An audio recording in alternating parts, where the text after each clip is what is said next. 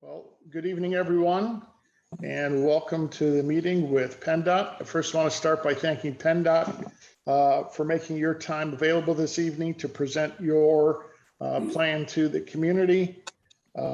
We appreciate all that you have done. I know that the report that you will present here took a lot of time, and we appreciate all your efforts with that. And without further ado, I'm going to turn this over to PennDOT here, and you are set to go. Who's going to take point on this? Okay, I can do that. Okay, great. Yeah. So thank you. My name is Nick Carver. I'm a consultant with HNTB, and we are the designers for a lot of the PennDOT projects, and me as well as my staff, Fernando Macioli, will help with the presentation. And Vince, did you wanted to say something? So chimed in. No, that's okay. I was going to get started.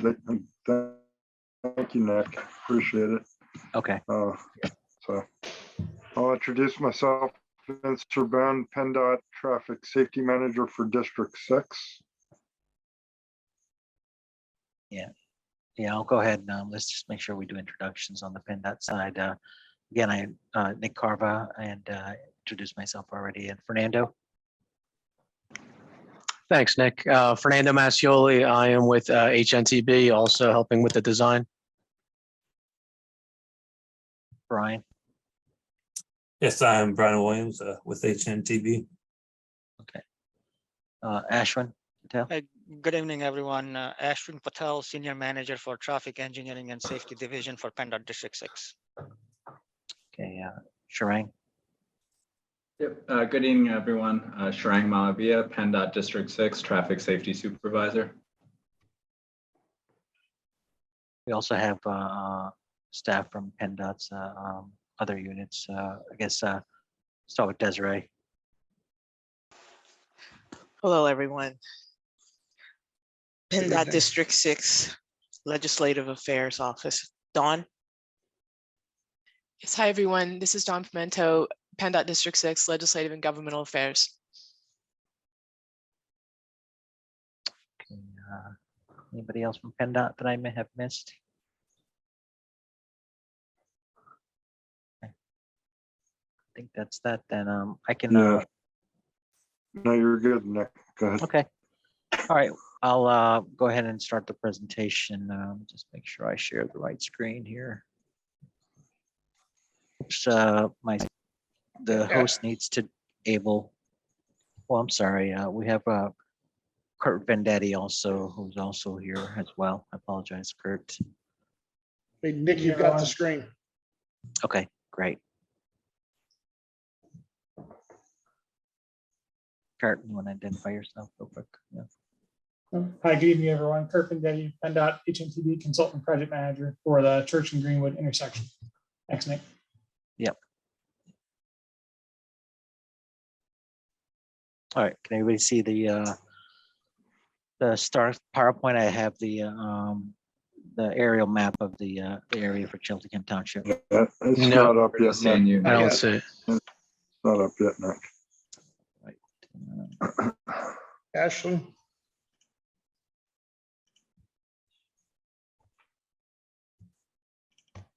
Nick, I think the host has to enable sharing like earlier today. You should be okay. Okay, let me try it again. 1 second. No, it still says host disabled. Participant it's screen. Disabled. It's disabled. Yeah. Rob, I'm not sure if you're the one running it, we need to the share screen.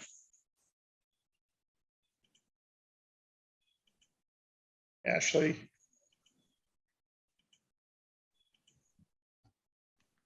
Give me 1 second. I'm switching it over. Okay. Thank you.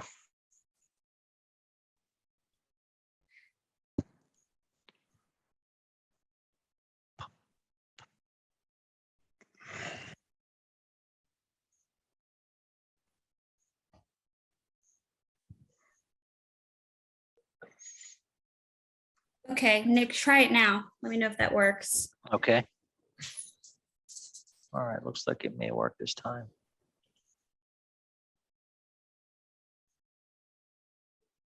There we go. Very good, Nick. All right, great. All right, okay, thank you again. All right, so again, welcome to the public meeting for the Cheltenham Township Safety Studies. I've identified 3 corridors on that we'll be discussing for the safety study, and that first will be Church Road from Willow Grove Ave to Township Line Road, as you can see identified on the highlight of this map. We also have Greenwood Ave from 309 to Church Road right here, and then we also have Washington Lane from Cheltenham to Township Road, Township Line Road. We're also going to be reviewing a truck study that we also conducted as part of some of our safety improvement, as well as spot speed study along these 3 locations at these 3 corridors. And then Kurt Vendetti from our office will also be talking about another project that PennDOT is performing at Church Road and Greenwood Ave to Rice's Mill that he'll give us an update on as well, that I'm sure many of you are familiar with. So with that said, we'll talk about the Church Road section of this project, which is from Willow Grove Ave to Township Line Road. The first thing we want to talk about is the section of this roadway. The western section of this roadway is a SR 73. It's a 2-digit SR, and that's from Willow Grove to Washington Lane. And then this eastern section is SR 2023 from Washington Lane to Township Line Road. Yep. We reviewed the crash histories and identified several types of crash clusters, rear ends, and left turn crashes, and several curved road clusters, predominantly on the eastern section of Church Road in our project limits. Nick, you want me to take over?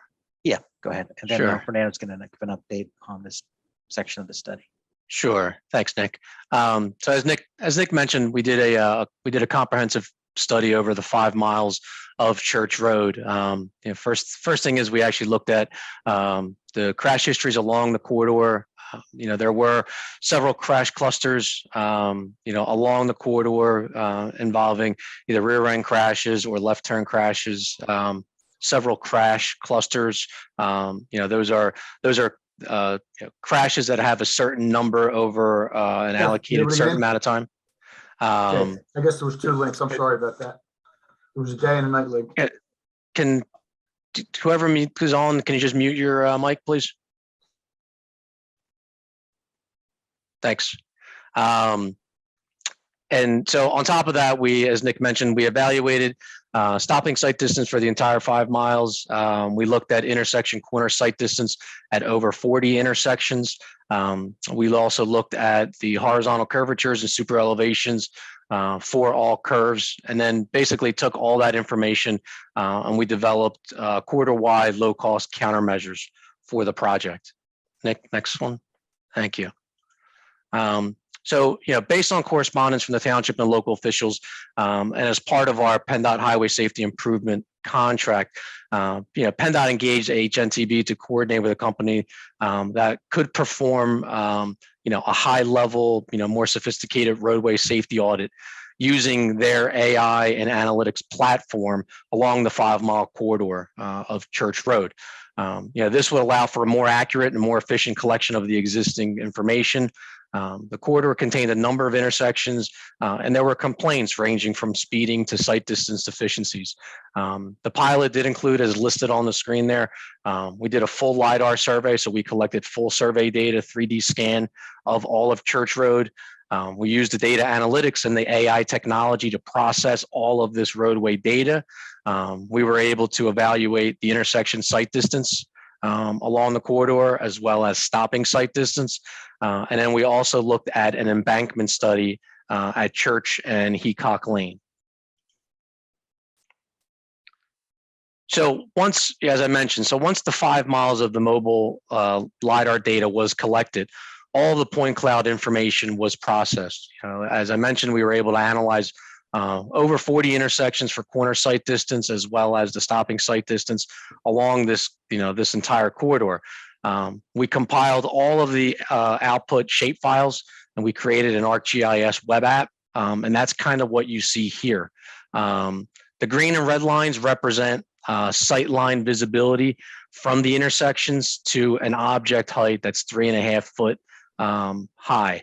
This follows AASHTO guidance for intersection sight distance. And, so as you can see there, you have, red lines and the green lines. The green lines indicate that a vehicle on a side road, and those are all the little star points, are able to see to the left or to the right of the main road. The red indicates that those vehicles are not able to see that required information. Yeah. All right. Thanks, Nick. So kind of taking it one step further and focusing at, this is Heacock Lane. In addition to the visibility rays that we just showed that you still see on the screen there, the green and the red lines, you'll also see there's colored circles on the plans, and they're represented in the legends. So the circles on the screen represent stopping sight distance calculations based on AASHTO methodology, based on the location of targets. The larger colored circles, if you can see there are larger circles, and then there are smaller circles. The larger circles represent classified deficiencies that are, as I mentioned, stated in the legend. So this does provide us, some additional information to go out in the field and look at, try to understand where the deficiency is based on this data, and things that we can do to improve those deficiencies and make the road safer. Next slide. So again, still focusing on Heacock, this is the LiDAR point cloud view that comes from the LiDAR data. And you can see here, we're looking right based on the previous sight rate. So we're at the intersection of Heacock, we're 10 feet back, we're looking to the right. You can see a partial view of red target that represents the 3.5 foot eye height. So this would be what you would see and what we would use to calculate whether there is, adequate or appropriate sight distance at an intersection, or what the appropriate posted speed of that section of roadway should be based on the sight distance. So, now that we have all of this information, where did we go from there? So from the study, we've effectively evaluated the corner sight distance along, this entire corridor, this 5-mile project. And additionally, we manually validated a lot of these locations just to make sure that the data that was processed was accurate and legitimate. We can do our due diligence. Based on all the information, we were able to design, appropriately placed pavement markings, curve warning signs, speed limits and speed advisory signs along the entire corridor. In addition, at Heacock, since that was an area of concern, we also performed an embankment study for Heacock Lane looking left to determine what improvements could be made. We have heard, that there were some issues with some visibility at Heacock. So based on the study that we did, we were able to look at the LiDAR data, and the results indicated that, excavation of that hill may be required to achieve the sight distance at a 35-mile-an-hour posted speed limit. The only issue is that excavation would most likely end up outside of the roadway right away. The current design, the way we're looking at it right now, we're looking to clear full vegetation along that slope within the right of way to improve sight distance for the vehicles, looking left out of Heacock, and that'll meet or exceed the 20-mile-an-hour speed advisory warnings that we are currently depicting on our plans. So kind of leading in, I've kind of discussed some of these already, but I'll kind of go through this.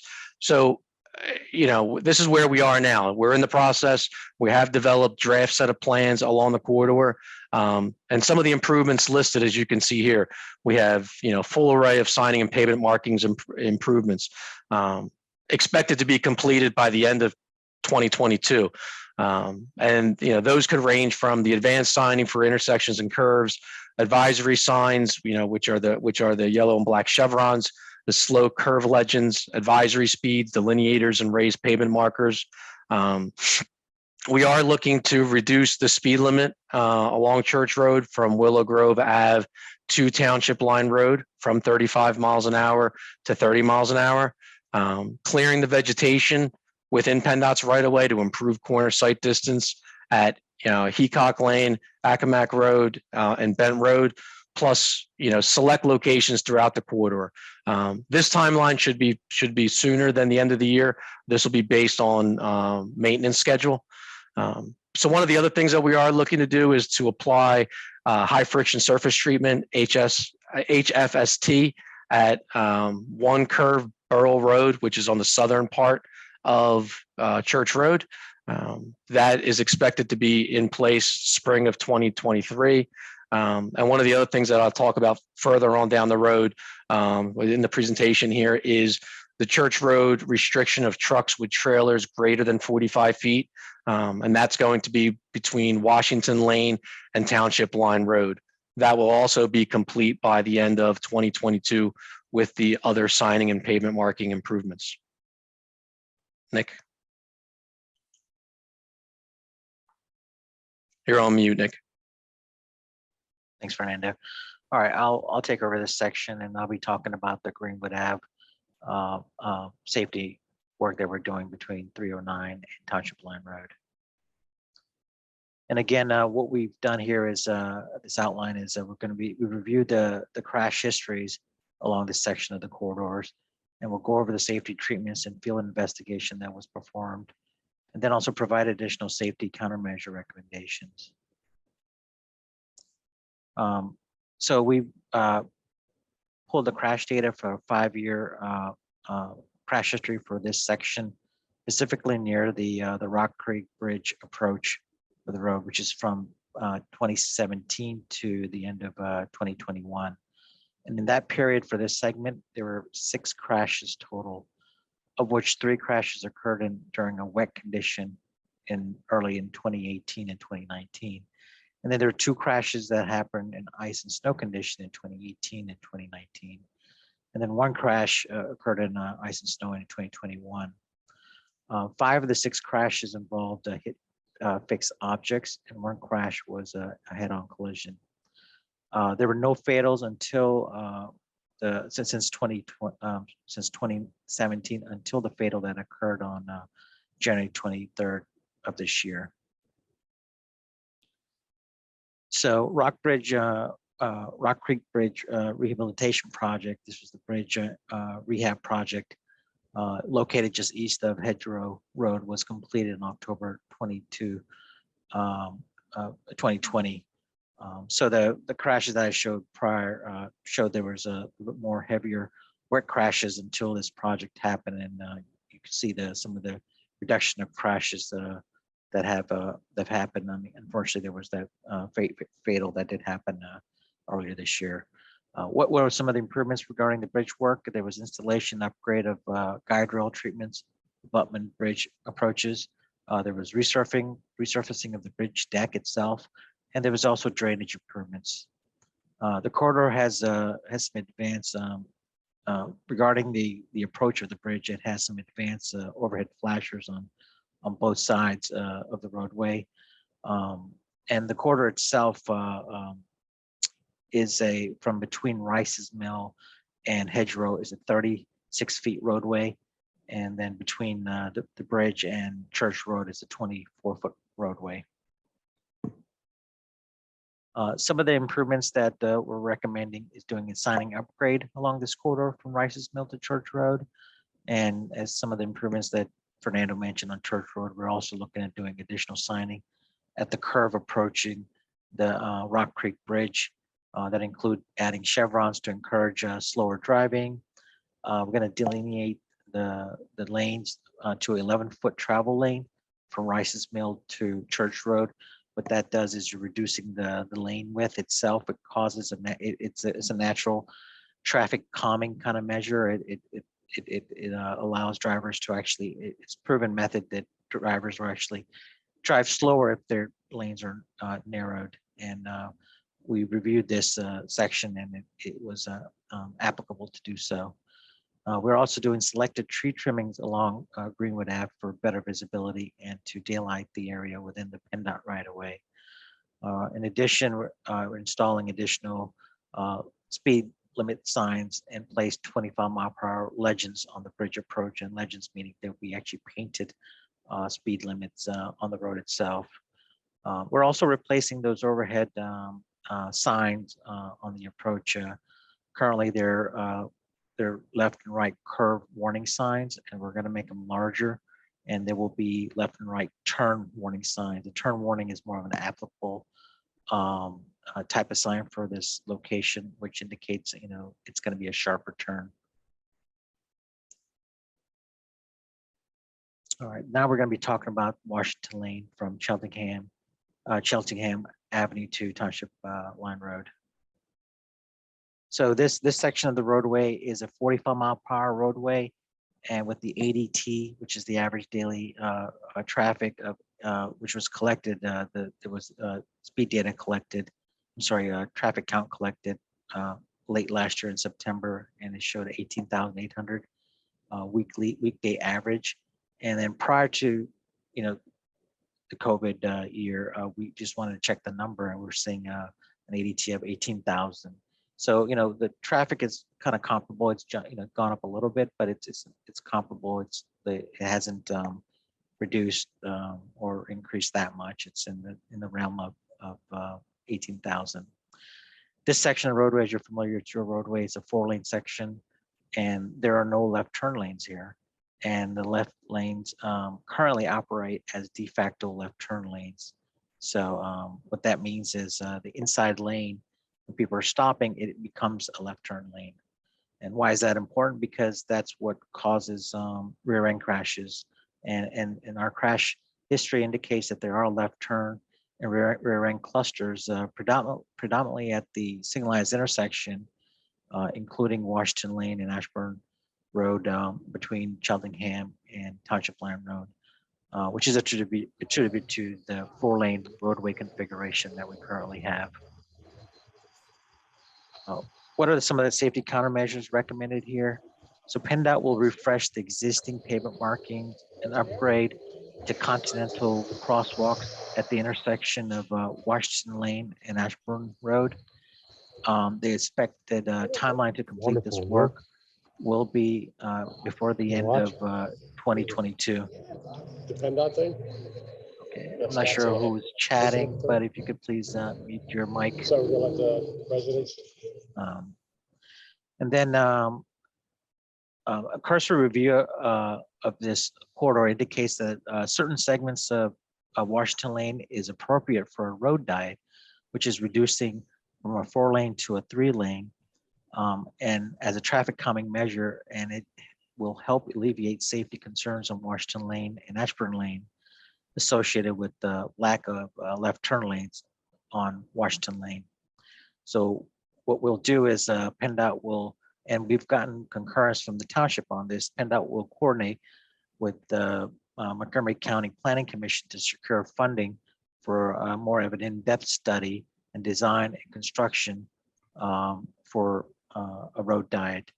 And a road diet can be a low-cost safety solution when planned in conjunction with a pavement marking resurfacing project, and reconfiguration can be accomplished with no additional or minimal cost, which means that if there is a paving job going in the future, you know, road diets can be implemented during that time. But, you know, we don't want to wait around for that. If we can secure funding, we would like to do this sooner than later, obviously. And road diets can be implemented on roadways that are currently and future average daily traffic around 20,000 or less. And as I mentioned, the volume here is around 18.8 or 18,000 ADT. More road diets have been implemented nationally at higher ADTs, but PennDOT prefers to stay under the 20,000 ADT roadway. Here is a graphic of what a road diet would look like. The graphic on the left side shows the before graphic, which is, and the one on the right is an after. And the before is your current lane assignment for Washington Lane. You have and what road diet will do is it will reduce the 4 lanes to a 3 lane, with the center being a center two-way left turn lane. And some of the benefits by installing a road diets will reduce rear ends and left turn crashes due to the dedicated left turn lane. Left turn angle crashes may be attributed to lack of left turn lanes on Washington Lane approaching Ashburn Road. The left turn lanes on Washington Lane can be implemented with the road diet. It would also reduce right angle crashes, as side street motorists can traverse 3 lanes versus 4 lanes, which means when you have driveways or side streets and you want to make a left turn, you don't have to watch out for multiple lanes. It'd be less lanes to cross over. Also fewer lanes for pedestrians to cross, a little bit safer to cross for pedestrians. It's also traffic calming and will provide more of a consistent speed along the corridor. As I've said in the past regarding road diets, you're only going as fast as the person in front of you. It's more of a community-focused, complete street environment that better accommodates the need for all road users.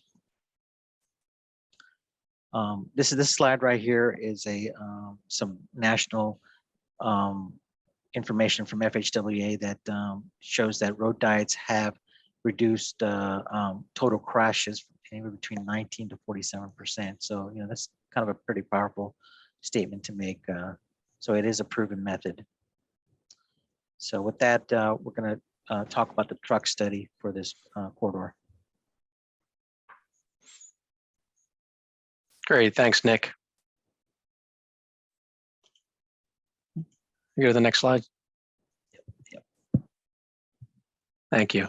So in addition to what Nick discussed, we performed a truck restriction study that included 2 types of vehicles: a smaller 42.5-foot trailer, which is typically known as a WB50, and a larger 48-foot trailer, which is WB62. We performed the study on Church Road between Washington Lane and Township Line Road, as well as Greenwood Avenue between 309 and Township Line Road. The standard truck restriction study performed typically applies to larger trucks over 45 feet in length. Restrictions of trucks less than 45 feet in length tend to negatively impact the smaller wheelbase tractor trailers, the school buses, transit buses, local delivery trucks, trash trucks. So what we're focusing on are, trailers larger than 45 feet.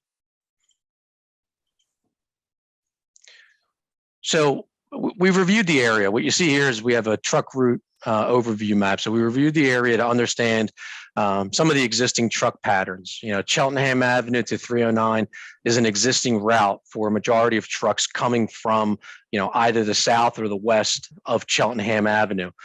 Vehicles traveling from the south and the east of 73, they do have several options to get to 309 as depicted in the map. They can currently use Church Road. They could use Washington Lane, Greenwood Ave, even 611 to get to 309. And from our evaluation, truck restrictions are warranted on Church Road. From Washington Lane to Township Line Road, due to crash history, due to the horizontal and vertical geometrics, and I'll get into some of that as we get into the next slide here. So what do I mean about the truck geometries or the roadway geometry? So here is a shot of, a curve with a WB62 placed along the lane center line. This is on Church Road near Brookside Road. As you can see, the vehicle tracks off the road on the curve to the right. To avoid this, the vehicle is most likely going to cross the center line to avoid leaving the road. And as you can see there, you can kind of see the green line of the right of, which basically represents the right tires, the right side of the truck, and it's basically going off the road. This is evident in a lot of locations on the southern end of Church Road where you do have really tight geometries. And then Nick here will play the video. Oops. And this just shows you just an animation, of what a WB62 would look like traversing this portion of Church Road. You can see again, for the vehicle to stay within the center lines, he's going to have to go off the road to make it around the curve. And then here's another example of our findings. So, this is the first major turn on Church Road from Township Line Road. This is down by Burrell Road. You can see vehicles in either of directions would track off the road or over the center line to navigate the curves. So the orange represents vehicles heading west up Church Road. You could see the right side tires, the farthest orange line tracks off the road. In the opposite direction, the blue lines represent vehicle heading towards Township Line Road. If the vehicle stays within the shoulder and roadway path, he's basically going to travel over the center line and into oncoming traffic. So these are a lot of the issues we encountered, in areas where there's geometric constraints along Church Road. So, in order to do a truck study and some of the recommendations, an engineering and traffic study has to be done basically in accordance to PA Code 212, 212.117 to be exact. And it must warrant a truck restriction. And there are several criteria that have to be met for such a restriction. And you can see in there, whether you have horizontal, vertical alignment issues, what are the prevailing traffic speeds along the corridor, compatibility, history of vehicle crashes, roadway characteristics. And that's one of the things that did come up a lot in the southern section, south of or east of Washington Lane. You did have a lot of crashes. You had a lot of curve crashes. You had a lot of run off the road crashes. Things that are indicative of roadways that have tight geometries. So on top of the Title 67 Pub 212, Title 67 also allows municipalities to place weight and size restrictions on trucks based on traffic conditions as well. But that would be more on local roads. So based on the findings, truck restrictions are not warranted on 73 Church Road north of Washington Lane or Greenwood Avenue. There is a possibility of unwanted diversion of trucks if the truck restrictions are applied or are applied to too many locations. For example, restricting trucks on Greenwood Avenue may cause diversion to, a road such as, say, Rice's Mill. We do recommend restricting trucks greater than 45 feet on Church Road, as I mentioned. And again, the estimated timeline for this restrictions, which would basically be placement of additional signing, would be done with the other previous signing pavement markings that I mentioned, which would be at the end of this year, end of 2022. Nick? Yep, and I just want to note it does say that Church Road will be restricting trucks east of Washington, and even though it says we're not restricting north, that means we're not going to be restricting west of Washington. So just want to make sure north and west is the same thing. Yep, public here. All right, so I'm going to go over the speed study that was also done along for the township. These arrows indicate the locations on these three major roads where we performed the spot speed study. What that is relayed. We have radar counts that go out there for over a week, and we try to find locations where we would see probably potentially more speeds on the higher side and problematic areas. But it gives us a general idea what the speeds are for the vicinity of the roadway. The first one is Church Road, and again, sorry, I want to go back here. the spot speed study for Church Road was completed between Greenwood and Church Road, as you can see in the arrow. On Greenwood, it was between Rice's Mill and Church Road, kind of where you can see the arrow here. And then on Washington, it was between Church and 309. So the first one, Church Road, just want to give you some existing information. It is a 35-mile-per-hour roadway. Currently, it looks like we're going to change that. The ADT is in the 19,300 weekly average traffic. And the data was this radar count was collected on September of last year. And then PennDOT uses the 85th percentile as kind of the guidance on, to see if there is a kind of just call it a speeding problem or not. 85th percentile is a national FHWA standard for posting speed limits. So the speed limit being 35, the 85th percentile for eastbound and westbound on Church Road at this locations, we're seeing speeds of 38 and 41. So, in short, this indicates that there is not a speeding problem at this exact location this count was done. But we wanted to, look further into the data to see, can we see if there's any other issues within a certain time of day. And this table is a very, it's busy, but what I'll explain to you is on the left, you'll see the various times a day from 6 to 9, 10 to 3, and so on and weekend. You can see the 85th percentile speeds are in the range of the speed limit. But if you look at the tables on the right, we did clock speeds greater than 60 miles per hour at some time of day. If you look at this, the circle second to the right, we did clock speeds that were higher than 45 mile per hour roadway, higher than 45 mile per hour. And most of those speeds, even though it wasn't that many, it's only 4% of the traffic during that time period. So this one is actually between midnight to 6 a.m. 4% of them were going 10 miles over the speed limit. But during the daytime, if you see here from 6 to 9, it's not even 1/3 of a percent are going higher than 45 mile per hour. So what does this show us? That there is there might be some aggressive driving and speeding at various time of day. And this information I could share with the with your township for maybe some enforcement issues that it can be looked at, can be targeted at a certain time of day. And the same information you can see here westbound as well as eastbound.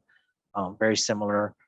In fact, the eastbound, you're seeing 10% of the drivers at the midnight hours are going well over 10 miles over the speed limit. And again, we have clocked people going higher than 60 mile per hour. So we're not saying there's not a speeding problem. It's just that majority of the people are driving the speed limit, but there is some concern of some higher speeds out there. Same thing we did here on Greenwood Ave. It's a 25 mile per hour roadway. The average daily traffic is around 11,000. Same time the speed data was collected. 85th percentile speeds for northbound, southbound on Greenwood are around 32, 31. So, not too far from the posted speed limit. Same thing here. We did see some higher aggressive driving speeds in the midnight to 6 a.m. time period. Here you can see for the northbound direction, and about 10% of the vehicles were going over the speed limit at that time. And same thing in the southbound. Majority of the people are doing the speed limit more in the 30 mile per hour range. But it does show that there are higher speeds as indicated on this chart that we can share with the township, and maybe some enforcement can be targeted at a certain time of day. And last one is Washington Lane. It is a 45 mile per hour roadway. The ADT is around 8,800. The same time the speed limit was collected. Now here we are seeing that the northbound speeds are at 55. So it's just at the threshold of being kind of a problematic speeding roadway going northbound. southbound a little bit less, but still on the higher speed limits 45. So you're seeing average speeds being more on the higher end, and that's the reason that as noted earlier, a speeding concern on Washington Lane could be addressed by initiating a road diet. Same thing here.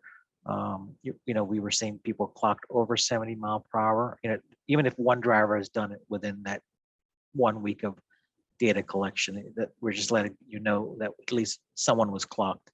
But the average speed limits are within the range of, in the 53 to 55 mph range. Again, higher speeds during the late at night. Here we have 25% of the vehicles are going over 50 mph over the late night hours, which is kind of concerning, at least for the northbound direction, and it's like 12% in the southbound direction.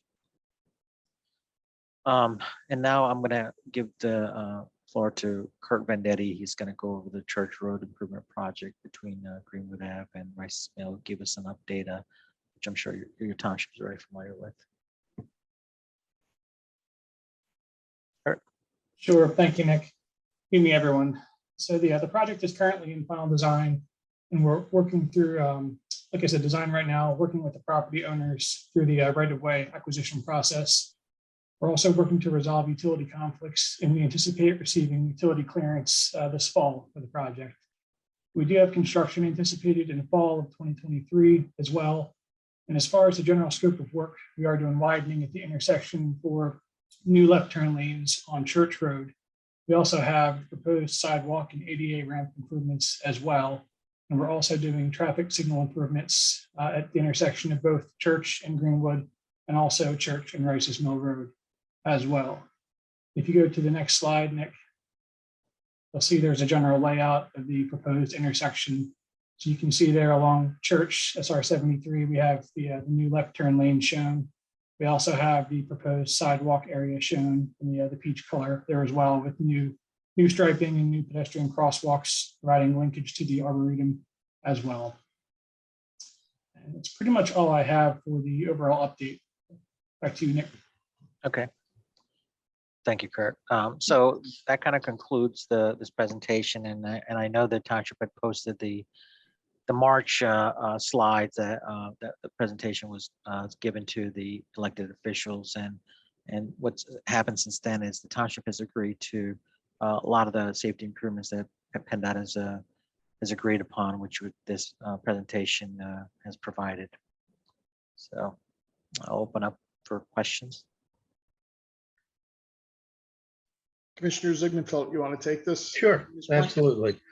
Before we open it up to the public, I wonder if we could get some input from both township staff and also from some of the commissioners, particularly those whose wards are victimized by those who are speeding at excessive rates, even though they may be acceptable, on a scale of an 85th percentile. But when you see people going 70 miles an hour down Washington Lane, one of the things that I think we need to talk about is how we can do not just the speed calming, but I didn't hear speed reductions on Washington Lane, and I think that has some merit. But first thing, I know this was presented to members of the staff, and I'm wondering, including the police, if there are some insights and things that they would like to share with the public before we go speaking specifically and getting questions from our residents. I saw the chief was on, and I'm wondering if there's some things there, and probably those who are responsible for traffic calming in the police department. I imagine they have some ideas and things. I think we should at least get an initial reaction from them. Yes, sir, Commissioner. Good evening. Good evening, everyone. We had looked at this proposal this afternoon as well prior to tonight. Some concerns we had we addressed were the traffic calming, the traffic diet along Washington Lane, and some of the concerns I expressed of our residents that were using Washington Lane. They would prefer Washington Lane to be used for heavy truck traffic, to take them off Greenwood Avenue or some other streets that we see truck traffic on. Obviously, we had some concerns about the impact that would have on some of the other streets. In addition to that, One of the concerns that came up in our conversation with Sergeant Murphy was the illegal passing that this could result in going from a 4 to a 3 lane. We had some concerns regarding that. I didn't know if there was any data or that, or if there's other things we could put into place into the plan to reduce someone from thinking it would be okay to pass somebody. One of the things I heard is we can only go as fast as the person in front of us. My concern would be if someone's frustrated in that and they want to go around them, what are we creating there? Are we creating more of a problem than we're trying to solve? Was one of the areas we spoke about this afternoon. So I do have issues regarding that. I'm not sure how that would play out if we have to put other traffic delineator lines in there or some other things that would prevent that at certain key locations. Maybe that would help. You know, I have to defer to PennDOT with their expertise in that and what they're normally seeing throughout the state with that when they implement these programs and these ideas. So they were the two that initially jumped out. Jeff, do you have anything else that we went over today? Chief, thank you. I think that pretty much covers everything that we talked about. Just the illegal passing on Washington Lane was a major concern. We were just concerned that somebody going to utilize the left turn lane, the center turn lane properly. If somebody was taking a car over illegally, we're just want to do everything we can possible to avoid a collision. So there's some physical barriers that we can put there, or bollards, or you know, obviously we would, as the chief mentioned, we would defer to PennDOT's expertise there. But that was the main concern that I had. So to just those two comments, both Mr. Carva, you know, Mr. Vendetti, I know there's a whole team, Fernando as well. I'm wondering if there are possibilities of taking input from Cheltenham's Police Department and from those who are living this day in and day out, and also making some adjustments or alterations to some of the recommendations or enhancements to those. Is that within the purview of the township weighing in, so that we have that option to be able to have input from the areas of expertise for people who live day in and day out dealing with the traffic? And PennDOT, can you share with us what options there are within that? So good evening, Commissioner. This is Ashwin Patel, Senior Manager at PennDOT District 6. It is certainly looked at when we do a detailed study of whether the road diet be appropriate for Washington Lane. Some of the measures that we have done in the past is to introduce some sort of a quick curb where, you know, there are plastic curb that you see in the parking lot, and on top of that, we would have a delineators that kind of go in the diagonal fashion in the center turn lane area, strategically placed so that it wouldn't interfere with the driveway movements, for example, or any other unsignalized intersection coming out onto Washington Lane. The other way to look at that is to introduce a permanent mountable concrete median.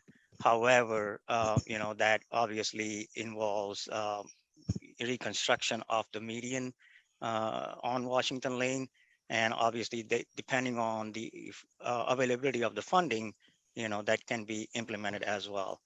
So as we do this detailed study and try to refine the design, certainly those options we consider at that point. Okay. Commissioners, I'm sure some of you, I imagine there's a few that have points of view. So, Ann, I see you sitting there. You want to start off? You know, I have so much to say. I really don't even want to begin. I would much rather have the residents. This is their opportunity. I'm sure we will get time with PennDOT and with staff later on.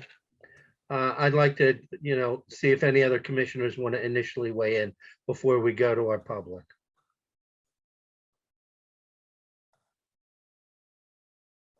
I can't see everybody. I assume that that you can, Ashley. Hey, Mitch, no, I just want to continue to hear, and I really want to hear from the residents. That's fine. Yeah. Okay. It looks like first hand up is Brooke Welsh. Brooke. Hi, good evening. Thank you. So I really appreciate this presentation, and I appreciate that there is a lot of looking at the roadways from a data perspective.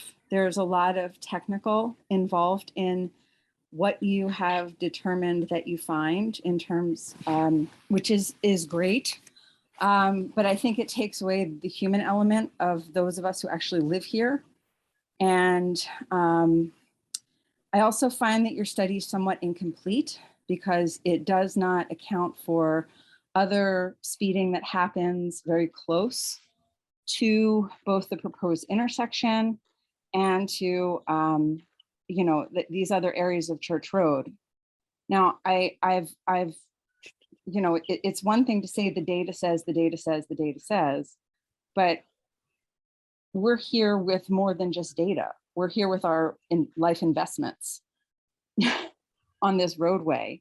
And so when you talk about adding to the roads in ways between signs and paint and concrete curbs, whatever the heck else you're talking about adding to and creating more clutter. I don't feel like we're actually dealing with the problems at hand and being able to find creative solutions to address the problems that actually exist without bringing so much more in. So it's more of a comment than a question. Like, I mean, I guess my question would be, is there a space for those of us who know, who can hear the speeding, who have had people cross the double yellow lines around us on these roadways on multiple occasions, when we can't cross the street to enjoy the parks that you're going to be taking land away from us for? Like, is there a place for us to have more input than rather than saying like, but the data says? And I appreciate that that's your job and that's your expertise as being engineers and sort of looking at all this stuff from this perspective. But, a lot of the things that you're doing here is impacting more than just the people who are showing up to this meeting and more than the areas that just Church Road, Greenwood Avenue corridors through Cheltenham Township. Thank you, Brooke. I don't know if the folks from PennDOT want to address each one of the questions or issues raised. I mean, it might just help to give some context to each resident and the group of residents who have similar concerns. So if somebody from PennDOT wants to spend the time to just speak to some of those things, I think Brooke raised some important questions. It's more than just technical considerations. And there kind of is a sense that, are there things beyond the conventional engineering solutions that can help to communicate better and to get people more aware of the risk that they're putting local residents and their fellow travelers in when they're behaving or misbehaving, in our roadway. So I don't know if PennDOT wants to take these one at a time, or you'd like the opportunity to entertain those and come back to us in a follow-up after we've taken not only the verbal input here, but we'll expect that our residents will also be more proactively providing us with written concerns as they have a chance to review and look at the findings. So Nick, I don't know whether you want to deal with these in real time, or you want the opportunity to do so after the fact. You want to help us with our residents just to get a sense of what feedback can immediately be given? Yeah, I mean, I don't know who else can chime in on PennDOT if they want, but I mean, I do understand the residents' concern, and we are dropping the speed limit. I mean, that is a step forward, I think, and there is obviously signs, but we are putting signs strategically, striping, paint, and in addition, we are restricting trucks on a good section of this corridor as well. But you're not restricting trucks on the section of the corridor that also really impacts the day-to-day life of the people. Like, people can't access their homes because there's so much truck traffic. We deal with the pollution of the trucks. We deal with the noise of the trucks. People's homes shake. I don't know how much money you're paying those people to take their front yard at a Greenwood and Church, but I don't know how long people are going to stay in those homes, because it's just going to be, and they may as well just be a bus stop. It's so close to the road. Okay, we'll move on. Thanks, Brooke. Appreciate it. Emily, I believe you're next. Yeah, I would actually, I'm kind of gobsmacked at this presentation because there is no, I have to back up what Brooke said. It's all facts and figures and there's absolutely no humanity in it at all. And I don't know if you've noticed, but, or even if you've been here, but there are signs throughout our neighborhood that say, this is a neighborhood, please slow down. This is our neighborhood. And what you're proposing is that you're putting Washington Lane on a road diet and forcing increased traffic through a 2-lane country road, which was never meant to handle that traffic. And you're not restricting the trucks from the road from Washington Lane to Willow Grove. That's absolutely insanity. The trucks go past Wyncote Elementary School. There are 5 schools in this neighborhood. There's an arboretum that people try to go to but can't get to.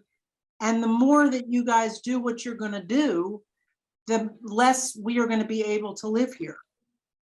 I could go on and on, I'm sorry, but I think we need to have another meeting where you answer these concerns before you start working. I mean, the fact of the matter is, why do we have to live with your dictates? Thank you very much. Thank you, Emily.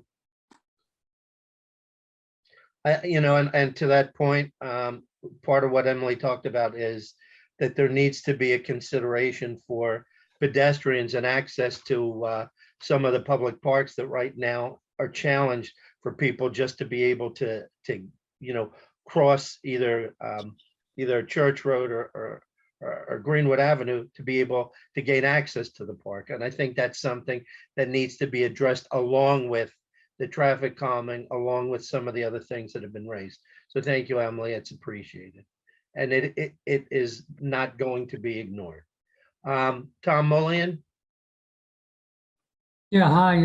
Good evening, folks. I'm also here with Teresa. I'll let her speak first, and then I'll speak second. Thank you. Thank you all for your presentation. It was a lot of information to take in this short period of time. We're requesting another meeting to take it piece by piece, please.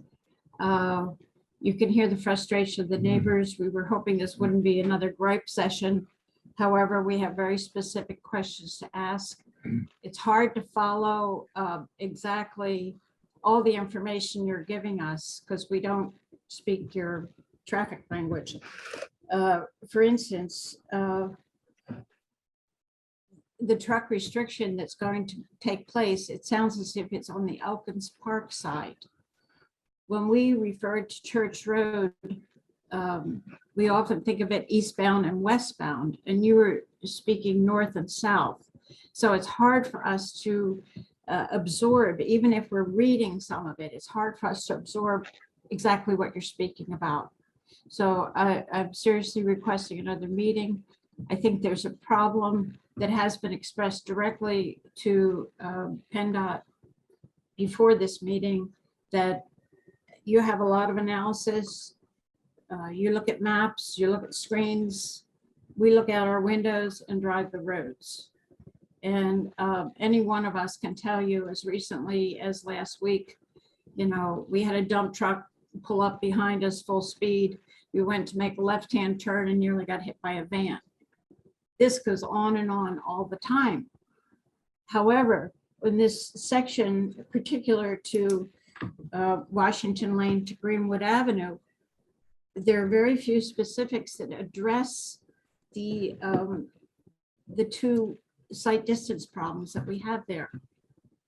In fact, we have 18 access points, 11 driveways to private homes. We have 3 side streets. We have 4 service facilities between Greenwood Avenue and Washington Lane. 3 of them are healthcare facilities. And there are, just in the healthcare facilities, there are probably 100 vehicles per day, the exit and entrance on inclined driveways. So as we look at these, blurry maps and charts, all well and good with your new equipment, the LiDAR equipment. But in fact, it doesn't really speak to what the neighbors are experiencing. There's been this whole discussion of the embankment issue and the cutting back of the foliage. Well, in fact, I forwarded a dozen pictures to PennDOT, which showed that by mid-July, we could no longer see around that embankment. So 3 or 4 of the neighbors got together with their best lawn equipment, went out there and set up a blockade at 7 o'clock in the morning on the 4th of July weekend and proceeded for 8 hours total to try to hack back our neighbors' foliage, which was full of spotted lanternflies and wild grape ivy. So the real stuff is happening, and with the promise that you're going to come and do it by the end of, the foliage will be gone by December.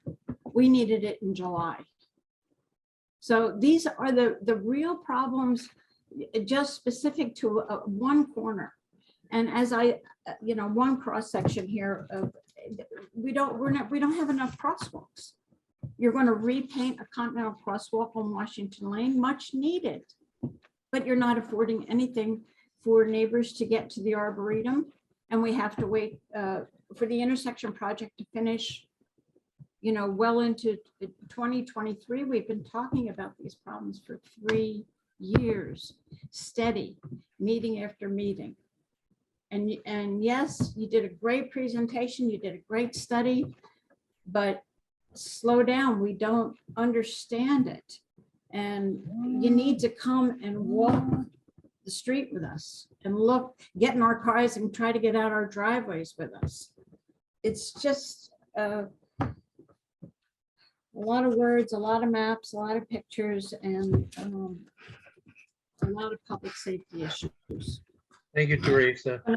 You and Tom and all the neighbors, your input I is just want to make one critical. more point, Mitch, and then I'll be done.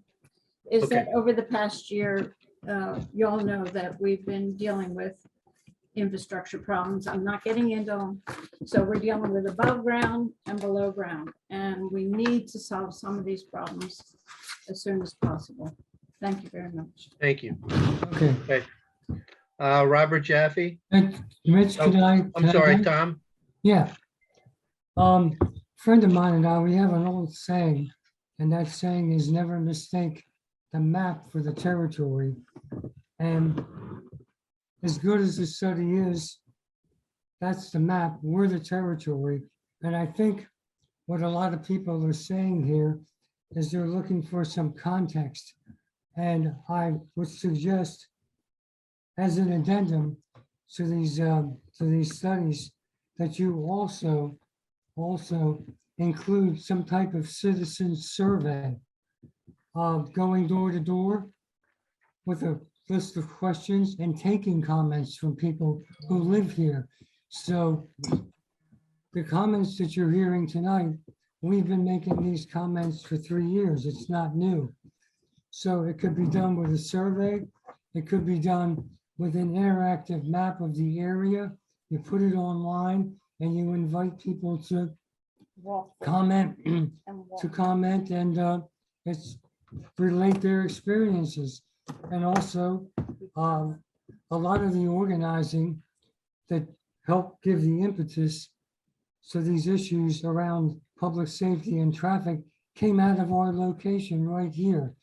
And I still want to say, as we said in the beginning, that we're perfectly willing to meet with anyone, township people or PennDOT, and we are willing to go through and drive or walk some of these very, very specific areas. And I know there were many more people with issues that couldn't make it here tonight. I want to say something about speeding. Very early on, 2 or 3 years ago, I went out and bought a radar gun. I did my own study here the Church Road east and west. What I discovered was anyone that's not stopping at a traffic light is exceeding the speed limit, exceeding the speed limit that is posted. So that's my very, very brief conclusion about the traffic study. Now, I see that there are a lot of things that are being offered to the township, advanced signing and chevrons and all kinds of issues here. And I would like to retain some voice here from myself, for Teresa and the other neighbors, that we're able to sit with the township or with PennDOT and say, okay, we're offering all these things. What are the specific things that we are doing, say, between Greenwood Avenue and Washington Lane, that little corridor of Church Road, which is where all of these issues first manifested themselves. We would like to meet and talk about the specific things. How do we get from talking to implementation? How do we get to action?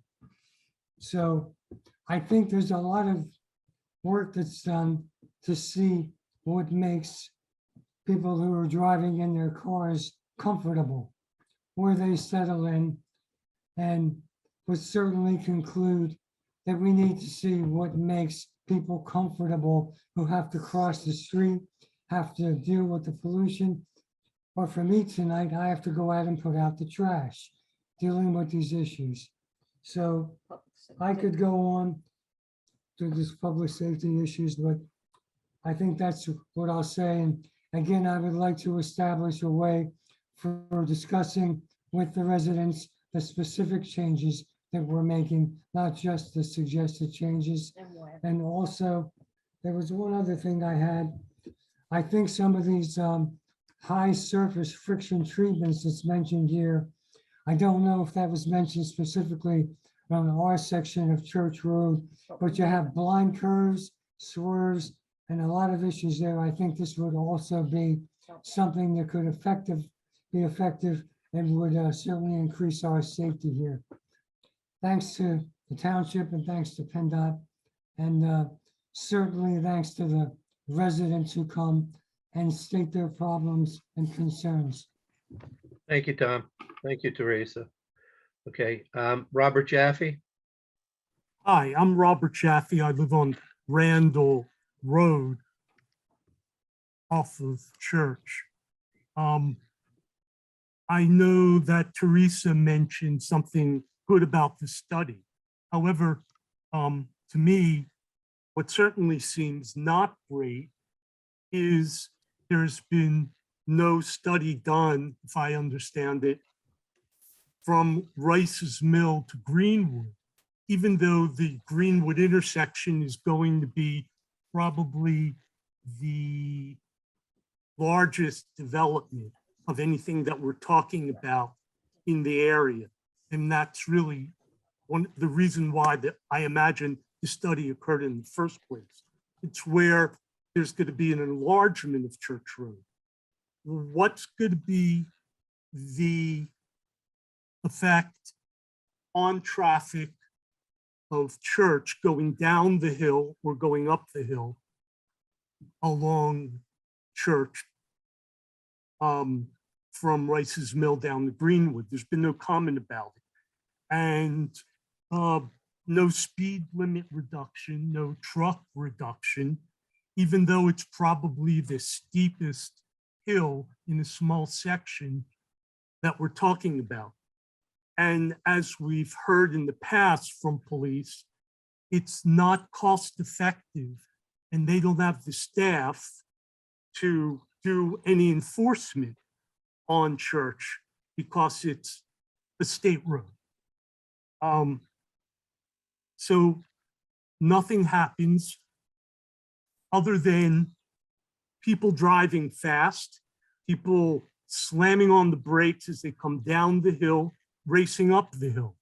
So, there's this, I'll call the road race effect, where people want to hear the exhaust sounds of their car as they race up Church Road.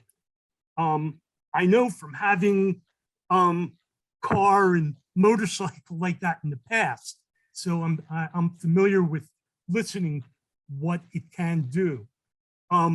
There's nothing about the trucks of all sizes coming down the hill on Church from Rice's Mill and slamming on their brakes and often putting on their phenomenally noisy air brakes. Nothing about the pollution as the trucks grind up with diesel up the hill past our school, Wingcote. And I don't know if anyone, I mean, there's a 2 and a 7-year-old in my family. And there's nothing that certainly would have me want them to go to Wingcote School and what we've heard tonight. In fact, they should stay away. Thank you, Robert.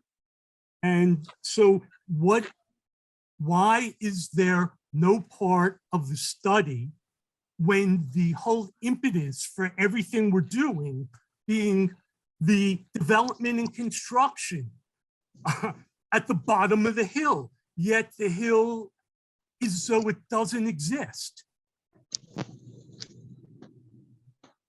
So why isn't it in the study?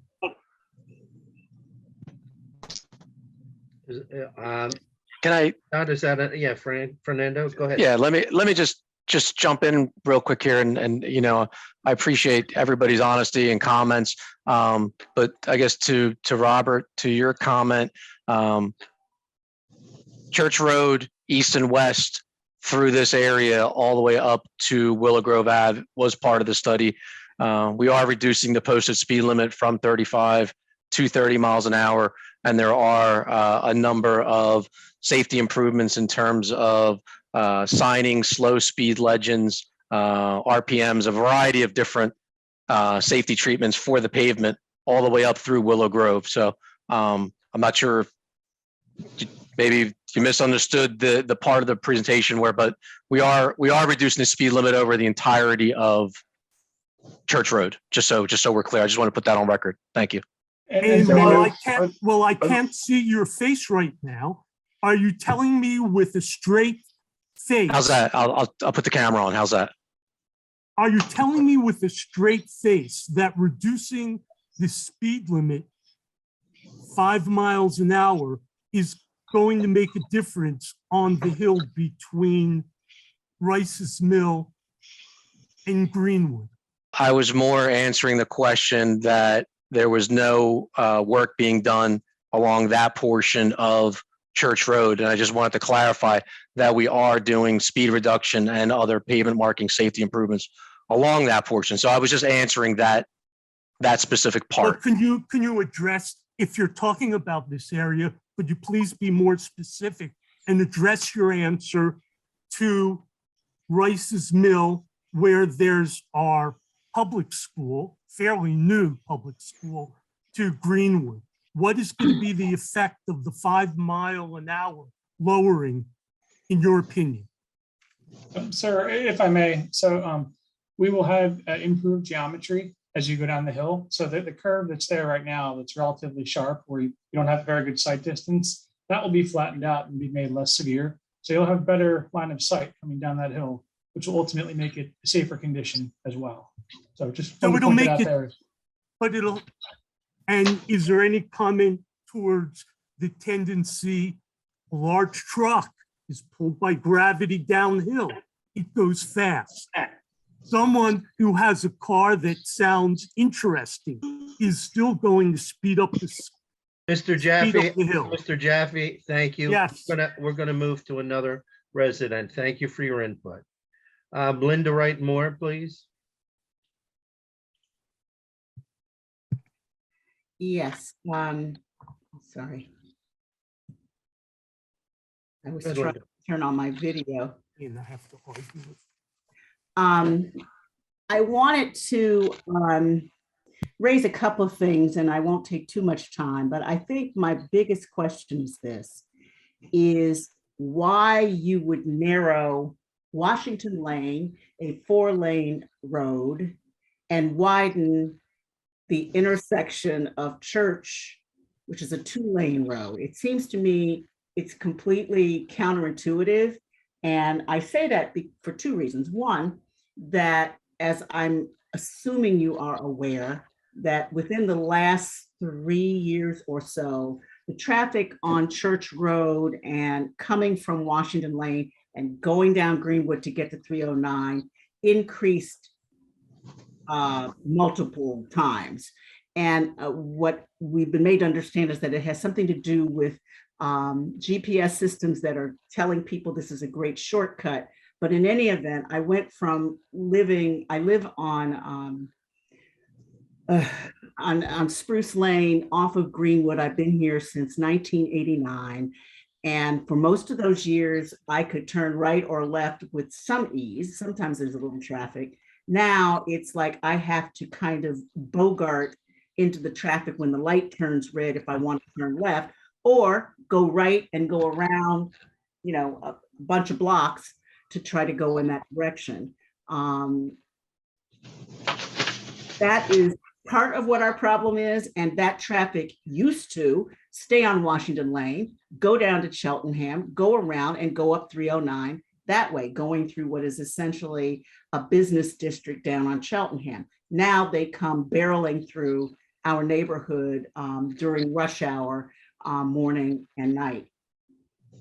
The other thing I wanted to mention, though, is question about the speeding test that you did. I looked at your map and I don't know how exact the arrows are about where you placed your, the machine that's clocking speeds, but people speed when they get a nice clear shot, like when they start out from Greenwood and 309 and they're picking up speed, and then they go down that hill and across that bridge.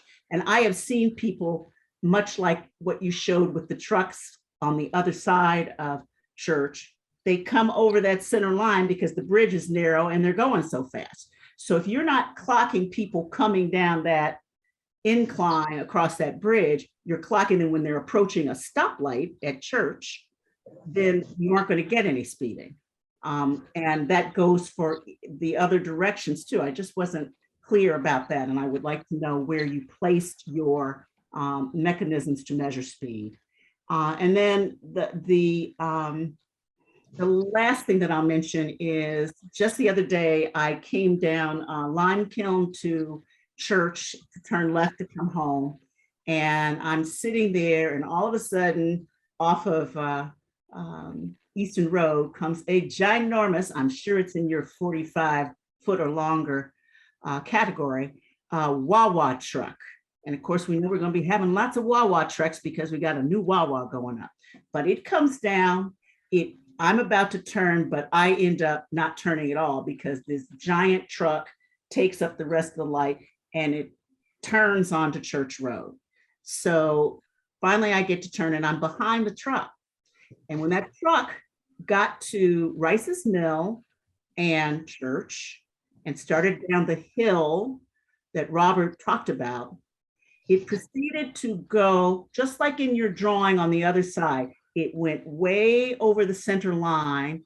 And at first I couldn't understand why, but it seemed to be that the trees and the power lines are low enough that he was moving away from them to keep from, I don't know, getting caught in them or whatever. But if cars had been coming in the other direction on Church, head-on collision for sure.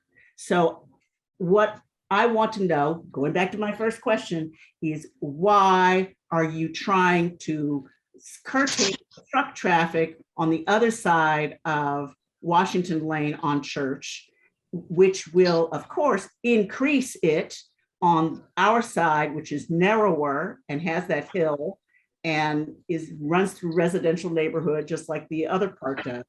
It's like you're not solving a problem, you're just pushing it, unfortunately, in our direction. Thank you. Thanks, Linda. I think those merit some responses from PennDOT. I think there's some really specific questions and ones that speak to, methodology as well as potential impacts. So PennDOT, if you could. Let me chime in first regarding the location of where the speed radar detectors are placed. So the one on Greenwood Ave was placed south of Spruce Lane, between there and Hedgerow. So around that straight section where we would anticipate, somewhat higher speeds. And then on Church Road, It's slowing it was down now. placed. Mhm. It's remember, it's collecting data from both sides. And then on Church Road, it's placed just west of Bent Road. So, between the I guess the Arboretum entrance, is that what that is? And Bent Road, that there's a straight section there. And then the last one is on Washington Lane, and that radar count was placed just south of Curtis Park Drive, just in that area. Okay. I think that the one that was on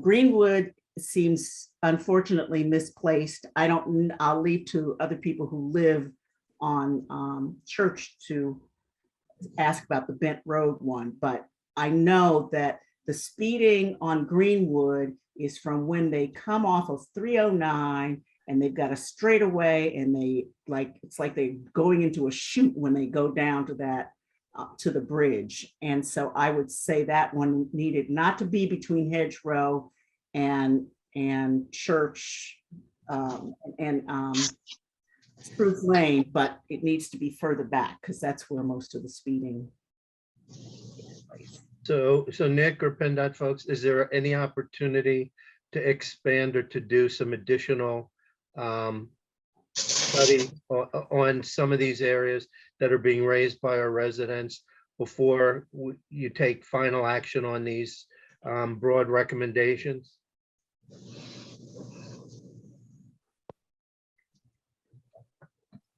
Mr. Commissioner Mitch, this is Ashwin again. Thank you. So, especially the recommendations that we have put forth, we would certainly like to get that implemented because obviously, one, we're gonna run out of weather here soon. So the further we delay the implementation of those improvements, we won't be able to get them in this year.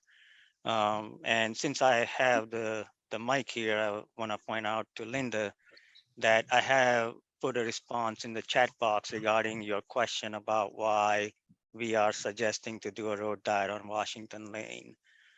And obviously, as we do the detailed analysis and the study, we wanted to make sure the travel time on Washington Lane are not going to be degraded such to the point where the traffic would divert from Washington Lane. That is not the intent.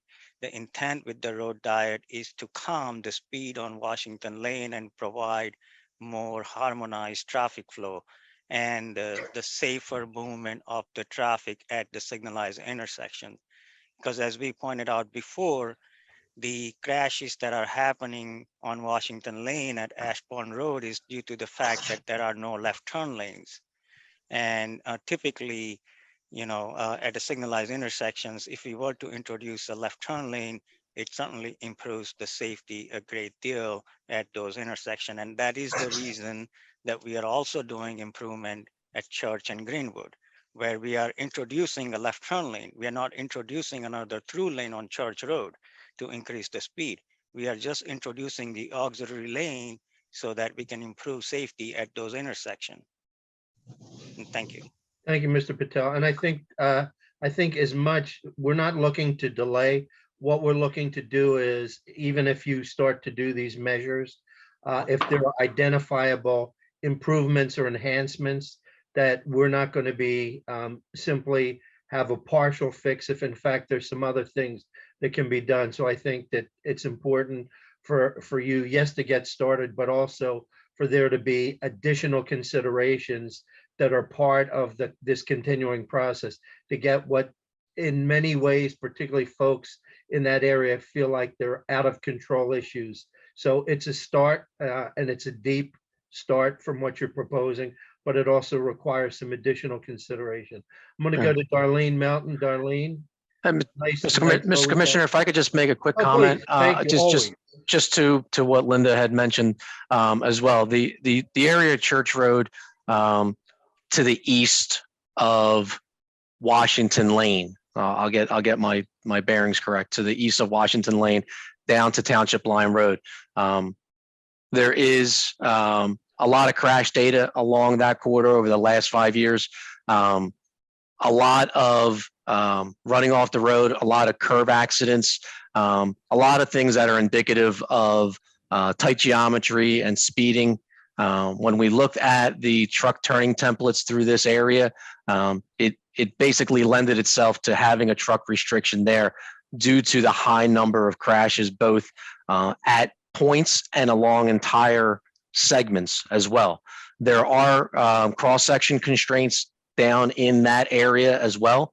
There are areas that are tight, 2-lane roadways, similar to what you are describing. But in the eastern area, east of Washington Lane, you do have a lot more tight horizontal curves that are very tight, less than 250-foot radius, 200-foot radius, 75-foot radius. I mean, that's the reason why, there is an issue with trucks down there. So that's why the restriction was placed in that area. Again, not to say that there aren't other potential locations, but at least from a horizontal or vertical geometry standpoint, a road that has a lot of curves or not a lot of curves, looking at crashes, the area east of Washington basically necessitated the improvements that we laid out. So again, just looking at all the holistic data, trying to see what fits and where the issues show itself, that's where the restriction was in place. So I just wanted to kind of clarify a little bit of that for you. I appreciate that, but I still wonder, my feeling is that it's the approach that's being taken is not holistic.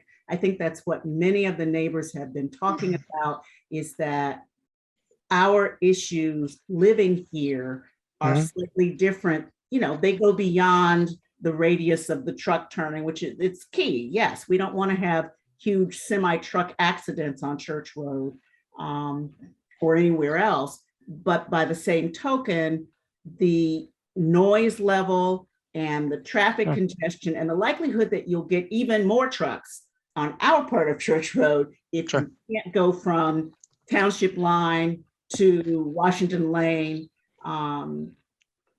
and you have to find other ways to get around. You're going up the Township Line, down Washington, and then on our part of Church, that you're going to increase.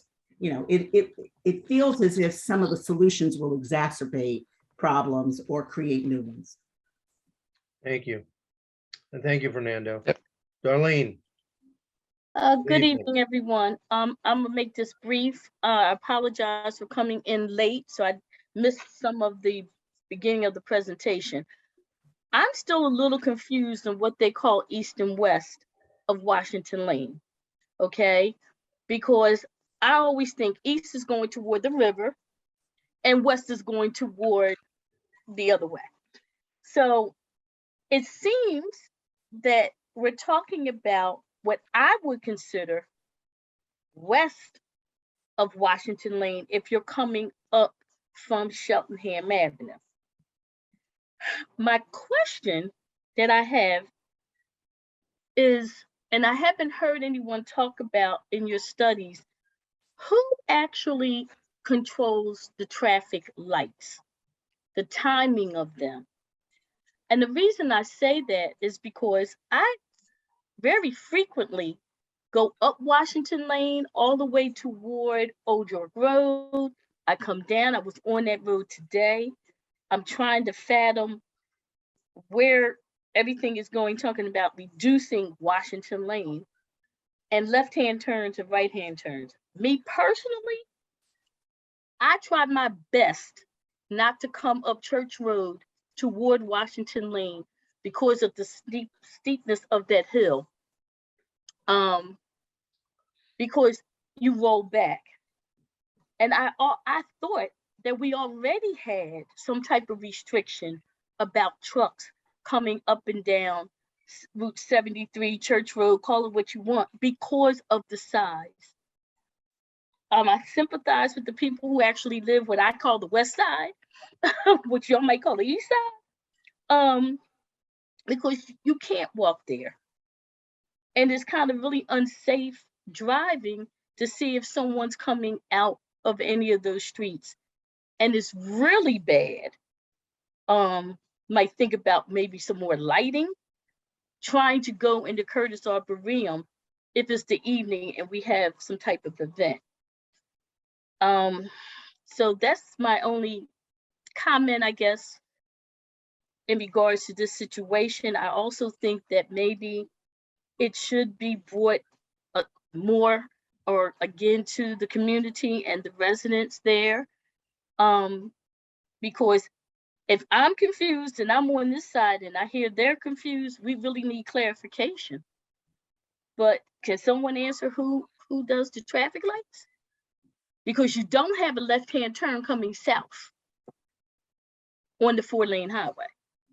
So traffic already gets stuck there. And it's not safe for nobody to cross the street. Thanks, Darlene. Okay. Joe Stuckert, are you on? Do you control these or is it controlled by PennDOT?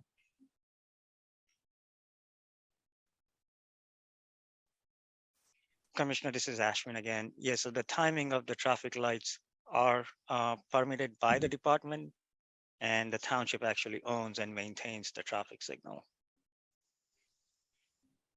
So there's the answer that I guess the definition comes from PennDOT, but the township has the responsibility. Is that correct?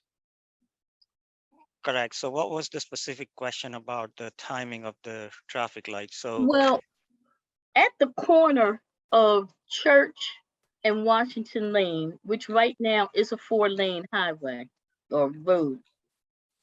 If you're coming from Cheltenham Avenue, going up toward the Hopkins Nursing Home, there's already a lane to turn left. And it seems like that light is kind of timed so that the traffic coming from the other direction is not turning or coming through at the same time. It's like it's a pause. But when you come from the other way, there's only 2 lanes. The right lane is for them to turn right onto Church Road. The other lane is used either to turn left, to go down that very, very steep hill, or go straight. And that's the light that doesn't seem like that is timed to give any type of, it's not timed. So you get the traffic that backs up in that lane because that lane is waiting for the people coming up the turn. I don't know what can be done because honestly, I have yet to see anybody try to cross that road because of all the traffic. And that's the situation, Darlene, that we would be solving by introducing a left turn lane if we were to do a road diet on Washington Lane. But if I understood you correctly, you want to reduce. It's already 4 lanes. See, so that's where I'm confused. I hear reducing the 3 lanes to put a 4th lane and east and west. And I'm seriously, I'm confused even trying to figure out exactly how you want to put it there and how doing something like that is going to make it safe for a person to walk to that house, like the house is at the corner down in that little hill. That hill is steeper probably than the hill coming down. And certainly we can send you the concept of what we were proposing. Obviously, you know, with the signal upgrades and introducing the pedestrian signal heads, obviously, and along with the narrower cross sections for the pedestrian to cross Washington Lane, it certainly improves the safety for pedestrians as well. And you know, if it helps, you know, we can certainly sit down with you and show you what we mean by doing the road diet on Washington Lane and how it would improve the left turning situation that you were just describing on Washington Lane at Church Road intersection. No, I'm going to look over at the presentation again, because again, I apologize. I had to come in a little late. I was going to just really listen until I was hearing a little bit more and what the community, but something just popped in my head and I don't even know how this would be done. How about a overpass crosswalk? And I'll just leave it like that. So just if I could just jump in there, Ashwin, as well. I think what Darlene was mentioning is that on the eastbound approach from Cheltenham Avenue on Washington Lane, there's an advanced left phase 5-section head for that one direction, and in the opposing direction, there is no advanced left turning phase. So I think that's what Darlene was trying to describe, is that in one direction they're getting the advanced left arrow, and in the other direction there is no advanced left. So I think that's the explanation there, Darlene. And, yes, and thank you. I guess Bless you. You said it with your terminology. not a problem, Thank you. Darlene. Also, I guess Nick did present, and you can see it in the slide presentation. A 4-lane roadway similar to Washington Lane with a 3-lane road diet. You're getting the center left turn lane, and then you're getting 1 lane in each direction with shoulders. So actually, from a pedestrian standpoint, it is actually easier to cross the road because you have one less lane to cross. So you're crossing 3 lanes as opposed to 4 lanes. A lot of us have driven 4-lane roadways that have no left turn lanes, right? What happens? You have a vehicle driving down the left lane. There are numerous driveways, there are numerous businesses along that corridor. A vehicle in that left lane stops, puts their left turn signal on to make a left turn. All the vehicles that are driving behind that left vehicle have to stop. Right now, you end up having vehicles flying down the right lane. You have all these motorists that are stopped in the left lane. They're now darting into the right lane to get around the vehicle that's stopping to make that left because there is no left turn lane. So sometimes a road diet seems counterintuitive, but when you think about some of the mechanics of it from a safety standpoint, you're now taking that left turn vehicle, the vehicle that's just sitting in a live lane making that left turn, and they're now making that left turn from the center left turn lane. So that vehicle is no longer clogging up that left lane. So essentially, when that vehicle clogs up that left lane, all the traffic is riding in 1 lane anyway, because they all have to pass that vehicle. And if you have numerous driveways along that corridor, you get that constantly all the way through. So you're never seeing that 4 lanes of through traffic all the way, because as soon as somebody makes a left, you're getting stopped. So the road diet, though you're reducing a lane, is taking the lefts, pulling them into the middle, and gets rid of any restrictions of traffic along the through lanes. If you think of it in that way, maybe that helps, the idea of the road diet. Yep. I think that's helpful. Okay. We're going to move on, Darlene. Mika Augustine? Mika? Hi, yes, good evening. Can you hear me okay? Yes. Okay, thank you. Just to reiterate all of the many comments from all of the other residents, and again, a thank you to PennDOT and to our township leaders taking the time to put this meeting together. My kind of quote unquote history to kind of getting on board with joining this so-called movement was because of our personal issues that we deal with on Greenwood Avenue. So I am representing Greenwood Avenue. With that said, obviously, just concerned for the entire township and just, the state of our traffic situation. But, one of the things along the research that my husband and I had done was, finding out that PennDOT supposedly supports traffic calming. But unfortunately, it just feels like that's continually being disproved, especially for those of us on these very residential sections of the roadways. And just, your personal wording, Commissioner, that you used earlier is we feel victimized. And so I'm just going to say I've taken a lot of notes and I just want to go through some points. If I could just kind of get through it, and if possible to get some answers, that would be great. Or, as mentioned before, some sort of a follow-up meeting because it is a lot to take in. Okay, so as far as the speeding, so, the study, and again, we're talking about lots of numbers, lots of data. It speaks to, this minority. We constantly hear this 85th percentile, but what about that small percentage? What does it take to consider preventative changes and preventative traffic calming measures? 10% was the number I heard for Greenwood Avenue.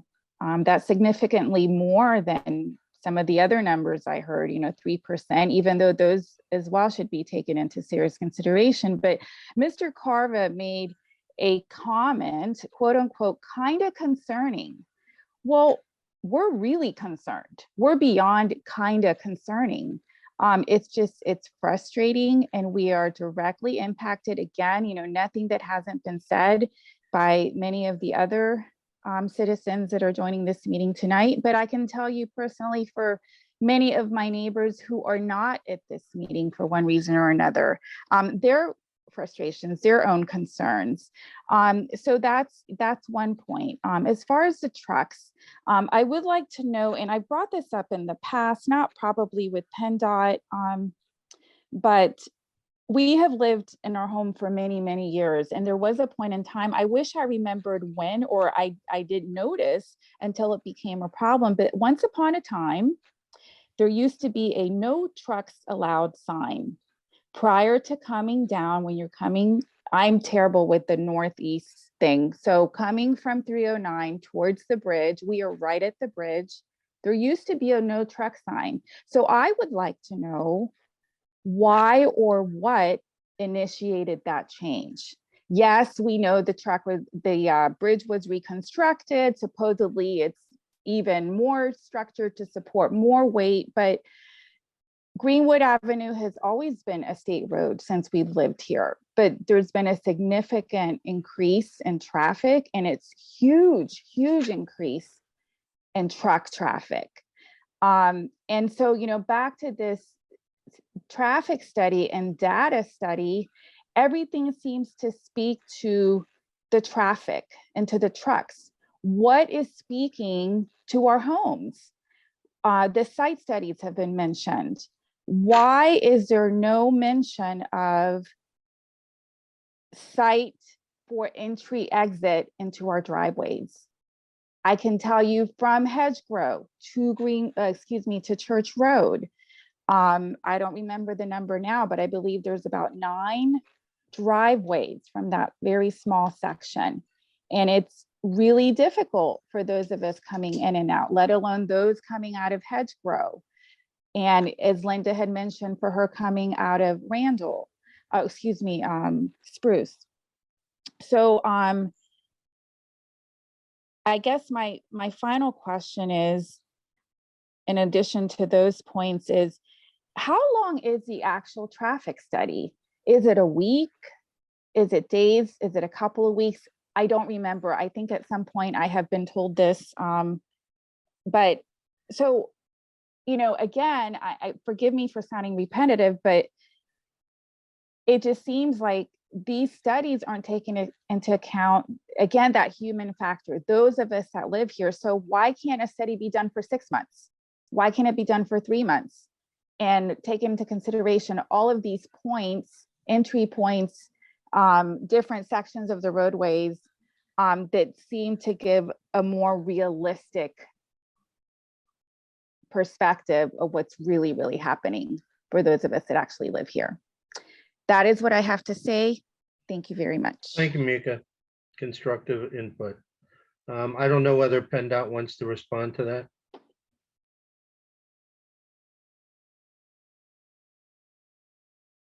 Guess we're moving on. I saw Roberta Muse before. Is her hand still up? Did we lose you, Roberta?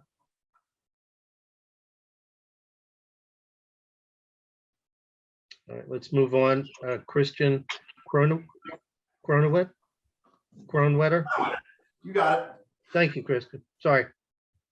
Hey, so I'll make this brief. If we go to 3 lanes on Washington Lane, turning lane and then a right and left, will there be room on the shoulder for parking, or is it just going to be a shoulder? Is my first question. The second concern I would have is that if they were to put the demising plastic things that stick up that keep people from jumping around as delineators, thank you. The only thing I would say is that try and limit where you place them in front of houses, because as I pull out of my house, I would like to go, across the street and left, as would all my neighbors. So I do understand that, yeah, I mean, people are going to come flying on Washington Lane, and if someone's slow, they're going to run right around them. Because, as we saw in the data, between midnight and 2, 70 miles an hour, I think is on the low end of the scale. But yeah, just, it makes sense to put 3 lanes in instead of 4, to me, at least. It's just, don't limit people's ability to make the left or right hand turn out of their streets or their houses. Thank you, Chris. Any comments from PennDOT? Yeah. I'll just jump in there just to one of Christian's points. Again, with the 3-lane road diet, we would be removing approximately 12 feet. That would be split over both sides of the road. So there would be no parking, but you would end up having shoulders along Washington. So it actually create a little bit of a buffer between the travel lane and the sidewalks. Oh no, that would be great, because then I could actually eat my street. Yep. That would help. That would help sight distance as well, because it would allow you to be able. It'll keep the cars at least 6 feet away from the curb line, providing you a little bit more visibility. No, thank you. That was very interesting. I did also want to add that there was a cursory review, and the road diet was what we are recommending. I think when the detailed design of the road diet comes, we'll be able to dive a little deeper into, as Fernando mentioned, the depth, the length of the shoulder. There has been opportunities of shifting the road to increase, to allow parking, but we don't know that. Like I said, we've just done a cursory review, but during the road diet, when it goes into more of an in-depth study, once funding is captured from the county, we can look in that more into detail. And absolutely, we can look at make sure that the driveways will have accessibility to turn from as well. Hey, thanks. I don't know if Roberta Muse came back or not. I'm back. Okay. Can you hear me? Okay. Yes. My name is Roberta Muse. I live at 1309 Spruce Lane. The back of my house faces Church Road. And while it's the back, I have 5 rooms of my home: a living room, kitchen, master bedroom, guest room, family room, all facing Church Road, big picture windows, French doors. The rest of my house faces Spruce Lane. I wanted to reinforce some of the comments made by my neighbor, Robert Jaffe, because of the way that our house is made and because I live in that same area. At Church Road, we're looking at the area between Rice's Mill and Greenwood Avenue. And we've spent a lot of time this evening talking about Washington Lane, Greenwood, but we've not spent a lot of time talking about the area, as Robert mentioned, between Rice's Mill and Greenwood Avenue itself. Now, while we haven't had a lot of crashes, and I'll put crashes in quotes, we do have many instances because of the geometry of the road. We have many instances of trucks and cars, not necessarily sliding, but certainly going over the perimeters of the lanes. And as a result of that, we've lost a lot of foliage. We've lost trees. The back of our house looks nothing like it did years ago. So I'd like to be assured that someone is taking a look at that portion of Greenwood Avenue, Church Road, because to Robert's point, that's how I first got involved with this group. I was concerned about the number of trucks. I was concerned about the speeding cars. I was concerned about the infringement of our property, even without crashes. But the back of our house is certainly being beaten up, if you will, to the extent that we've not done any renewal in terms of landscaping or anything else, because we're waiting to see what, if anything, PennDOT was going to do with that portion of the roadway. So please, we'd like to be assured that it is a part of this whole renewal, if you will, of this area, and that someone is taking a look at it. Trucks do speed, cars do speed. We cannot sleep with open windows. We're forced to use our air conditioning because of the noise. The traffic starts at about 6:30 in the morning, and it really goes heavily through about 11, and then it starts again at about 1 in the morning and goes to maybe 3. But someone needs to take a look at it. I don't believe it was a part of the speeding or truck study, but certainly it's a very important part of this roadway system in this area, and it's taking a toll on the quality of life for us that live along that particular stretch of the road. Thank you very much, Roberta. We have a hard stop at 9 o'clock. So there's a couple things I think would be productive to propose. Commissioner Brockington, you're scheduled for public safety. I believe the next public safety session is the 14th. Is that correct? Herb, you with us? Yes, I am. Is next public safety the 14th? Yes, it is. Why don't we have an agenda item added that we have a second follow-up on this traffic study, taking additional input from residents, reviewing the video, and also having staff spend adequate time reviewing the presentation, recognizing that to Mr. Carver's point, they have a timetable, and we appreciate that. And obviously getting something started is important, but it's getting it started with the idea that everything else is also subject to being improved on or increased. But are you amenable to incorporating an agenda item and a whole section that we can do a follow-up meeting that includes both staff as well as some of the PennDOT personnel after we've had adequate time to review the presentation, the input, and have other residents be able to weigh in? Hey, if you're talking to me, my opinion would be not necessarily just doing it at public safety, but have another meeting like this.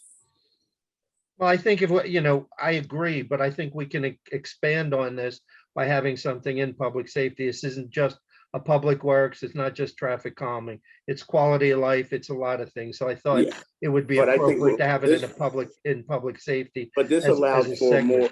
But in my opinion, Mitch, this allows for more time, and it doesn't get mixed up with anything else. It'll just be focused on this particular issue.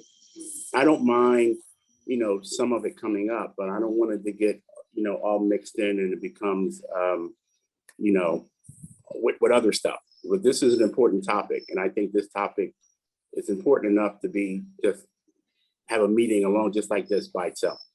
Okay. That's my opinion. I was trying to get something to happen in relatively short order, which is why I proposed doing it in public safety. I think we'll put it on the shoulders of township management and staff and let them make a determination. Thanks, sir. Yeah. Hey, Bob, I wanted to get you to jump in on this. Okay. If it's something that you feel we could have another meeting like this, right? Or, again, it'll get caught up in just I don't want it to just be an agenda item. I want it to be the item. I want it to be that's how I feel about it. We will schedule another meeting, Irv, to make this happen. One comment I'll make is, in the 2 years I've been here, there's been a lot of talk and conversation. What I think, in my opinion only, I think PennDOT's done a great job with this study here. I think we need to allow them to do some of this work and move forward, because I don't want to wait for everything together in one package. Then in 2025, we're still figuring out what goes on. There are many moving pieces with this. So I think at the next public meeting that we'll have with residents, we'll kind of walk through some of this, because the comments that were made this evening, I think there's some ones that warrant additional information and some work that the township can provide and work along with PennDOT.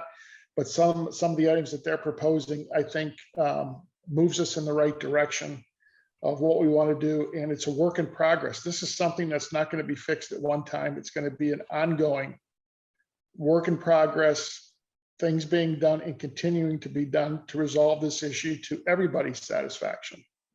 So with that, Mitch, I will work with the staff. We'll put some dates out for everyone by the end of the week. So we'll try to get some feedback from everyone so that we can schedule a date. And I'm going to guess that Zoom is the best way because we get the most maximum participation.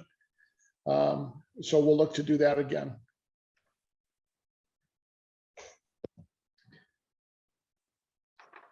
And thank you everyone for participating. Hey, Ann, were you gonna, I saw your finger go up, Ann. You know, I know that finger. You do, I'll leave it for now.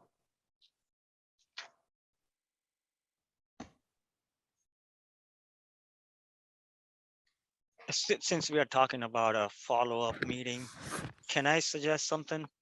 Is it possible to compile all the follow-up concerns that the residents may have?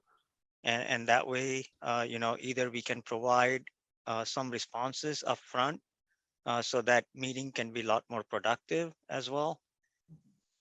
Sure. What we'll do is we'll take from this meeting tonight, we'll go back and take some notes. And then anybody who has any information on this, send them to either myself or Chief Slavin. John, are you okay with that? Yeah, we'll coordinate getting those passed along to you. And I'll talk with Lauren, to our public information officer, to try to post those questions so it can be an ongoing dialogue. So everybody will be able to track along and see what's being sent along to PennDOT. Does that work along okay with PennDOT? Yes. Okay, great. I think we have another resident. I think Teresa, did you Yes, I put just your hands wanted back to- up? Yeah, Tom and I just wanted to express a lot of thank you to the neighbors for showing up and expressing, you know, their particular concerns. Thank you to Township for sponsoring us and backing us up. And thank you to PennDOT for taking the time and money and effort to do the study so we can get started. How soon can we get speed reduction? We'll have John Slavin put 20 cars out there on the street tomorrow and start swinging away Yeah. with police. And you know, it'll be something that I'll ask John is enforcement, traffic enforcement. I know one of the things we're going to propose in the budget is adding additional offers, basically to where we'll set a standard in Cheltenham. If you're going to speed through here, you're going to get caught. Thank you. That's the idea. Thanks to everyone, and thanks to everyone for having patience. It's been a long, hard process. And the township the signs, the lawn signs, I think they're starting to take effect. We see on Church Road that when we slow down as residents, people don't cross the double lines anymore. We've noticed that specifically. So we are taking steps, and we hope that we can take some big ones coming up at the next meeting. Thank you very much.